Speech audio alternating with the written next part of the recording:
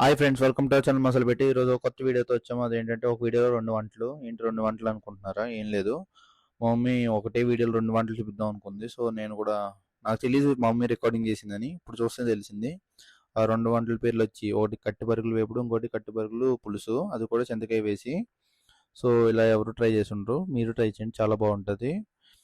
నేను ఎడిటింగ్ చేస్తున్నప్పుడు చాలా నానా తంటాలు పడ్డాను ఈ రెండు వీడియోలు ఒక వీడియోలో ఉండడం వల్ల.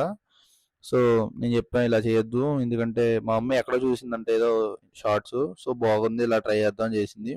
మాకైతే సెట్ అవ్వలేదు, ఇంకేం చేస్తాం. కోర్ విషయానికి వస్తే చాలా బాగుంది. కోర్లు అయితే కట్టి పరుగులు వేపుడు కూడా, లేకపోతే పులుసు కానీ చాలా బాగుంది. నెక్స్ట్ వీడియోలో మంచి వీడియోస్ వస్తాను.